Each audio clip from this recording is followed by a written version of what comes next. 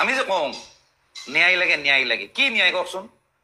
কিছুমানে কৈ আছে দে, কিন্তু যিখিনি মানুহে বুজে নহয় ন্যায় মানে অকল এই যিকেইজন মানুহৰ নাম ওলাইছে তাহাঁতক মাৰি পেলোৱাটো কিন্তু ন্যায় নহয়। মই বহুবাৰ কৈছো এইটো কথা। ন্যায় শব্দটোৰ মিনিং কিন্তু বহুত বহল। কিন্তু যিকেইজন মানুহ নাম ওলাইছে, যিকেইজন মানুহ অপৰাধী বুলি প্ৰমাণিত হ'ব, সেইকেইজন মানুহ আইনৰ আধাৰত শাস্তি দিব লাগে। আমি সেইখিনি কথা দাবী কৰিব লাগে। কিন্তু আমি যদি কওঁ নাই তাক ৰাস্তাত চোচৰাব লাগে, আমাৰ ৰাইজৰ মাজত এৰি দিয়ক, তাক জ্বলাই দিম, কিছুমানেতো কৈছে গল কাটি দিম বুলি ওলাইছে। এটা খুব এটা ভাইৰেল ভিডিঅ' এটা ওলাইছে, গল কাটি দিম। তাৰমানে তেওঁৱে তাৰমানে জাজ, তেওঁৱে তাৰমানে পানিচাৰ চব। আমি চৰকাৰক ৰিকুৱেষ্ট কৰিব লাগে যে আইনৰ আধাৰত সেইকেইজন মানুহে একদম যিমান মানে কঠোৰতম শাস্তি পায় সেইটো আমি চৰকাৰক অনুৰোধ কৰিব লাগে। সেইটো ন্যায়ৰ এটা পাৰ্টে। কিন্তু যে মই টোটেল ন্যায়টো মই কৈ আছো, টোটেল ন্যায় কি যে আমি যেনেকে চাওক, চৰকাৰৰ যেতিয়া সম্পত্তি এটা যেতিয়া কোনোবাই ধ্বংস কৰে তেতিয়া শাস্তি পায়, আৰু চৰকাৰে তাৰ ওপৰত কি কি ধাৰা লগাব লাগে লগাই দিয়ে। এনেকে বহুত ঘটনা হৈছে মাজতে, কা আন্দোলনৰ সময়ত, কিবা আন্দোলনৰ সময়ত ক'ৰবাত মানুহে যিবিলাক তোৰফৰ কৰিছে, বস্তু বাহিনী ভাঙিছে, তেতিয়াহ'লে সেইখিনি মানুহক চৰকাৰে শাস্তি দিছে। আৰু যিমান পাৰে একদম টাইট মানে হেৰি আৰু কি কয় ছেকশ্যন লগাইছে, লগাব লাগে, কাৰণ তেওঁলোকে চৰকাৰী সম্পত্তি ভাঙিছে। এতিয়া কথাটো হ'ল জুবিন গাৰ্গ কি আছিলে? জুবিন গাৰ্গৰ চৰকাৰী সম্পত্তি, ৰাজহুৱা সম্পত্তি, বহুত কিবা সম্পত্তি। গতিকে এওঁৰ ওপৰতো একদম মেক্সিমাম কি ছেকশ্যন লগাব পাৰি এই অপৰাধী কেইজনৰ ওপৰত, আমি সেইটো চৰকাৰক ৰিকুৱেষ্ট কৰিব লাগে। কিন্তু আইনৰ আধাৰত কিন্তু আমি নিজে কিন্তু আইন হ'ব নোৱাৰো, আমি ক'ব নোৱাৰো, আমি সেইটো ৰিকুৱেষ্ট কৰিব পাৰো।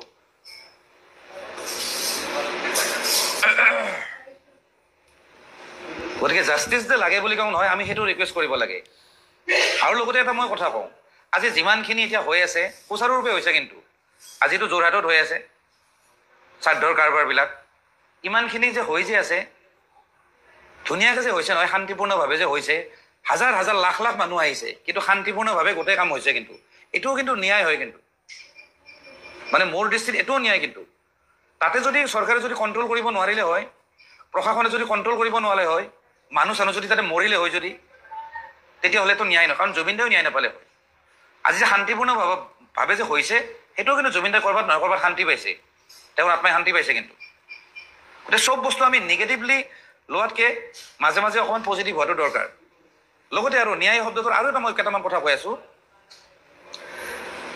যে সমাধি ক্ষেত্ৰখন কি ধৰণে বনাব, বা একদম কিমান একদম ভালকে বনাব, যাতে ভৱিষ্যত প্ৰজন্মই যাতে হিলি যায় যে কোন এজন আছিলে জুবিন গাৰ্গ, যাতে বিদেশৰ মানুহ আহি যাতে অসমত আহিলেই যাতে দেখা পায় যে এজন জুবিন গাৰ্গ বুলি মানুহ এজন আছিলে, তাৰপিছত যাতে চাৰ্চ কৰি কৰি গানবিলাক শুনে, তেওঁলোকে যাতে ৰিয়েলাইজ কৰে যে হি ৱাজ এ লিজেণ্ড।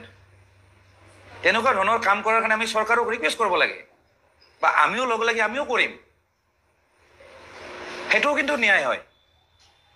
গতিকে ন্যায় শব্দটোৰ এনেকুৱা নহয় যে কাৰোবাক আমি শাস্তি জেলত ভৰাই দিলে ন্যায় হ'ব। তাহাঁতক লাগে, জেল দিব লাগে। সমালোচনা কিয় নকৰিম? বেয়া দেখিলে সমালোচনা আমি কৰিব লাগিব, কিন্তু ভালখিনি কমচে কম প্ৰশংসা কৰিছো। মুস্তাফিজুৰে যিটো কাম কৰিছিলে ৰয়েলটিৰ ক্ষেত্ৰত জুবিনদাৰ,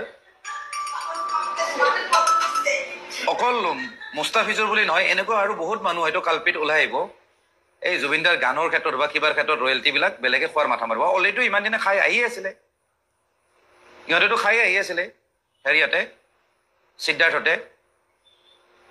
সেইখিনি ক্ষেত্ৰত এতিয়া আমিতো চব কথাত ইণ্টাৰফেয়াৰ কৰিব নোৱাৰো, চৰকাৰে কৰিব লাগিব, প্ৰশাসনে উঠাই আনিব লাগিব। কোনোবাই যদি এনেকুৱা যদি বদমাচি যদি কৰে, আমি সেইখিনি কথা চৰকাৰক ৰিকুৱেষ্ট কৰা উচিত, বা সেইবিলাক কথা আমি দাঙি ধৰাটো দৰকাৰ।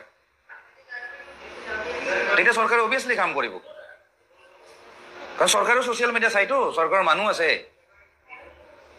যে যিখিনি তেওঁলোকে পাব লাগে, চিনেমা হওক গানৰ ক্ষেত্ৰত যি আছে ৰয়েলটি ৰেভিনিউ যি আছে, সেইবিলাক তেওঁলোকে ফেমিলিয়ে পাব লাগে, সেইবিলাকো কিন্তু ন্যায় দেই। থেংক ইউ দেই, বহুত মানুহে এপ্ৰিচিয়েট কৰিছে বাৰু।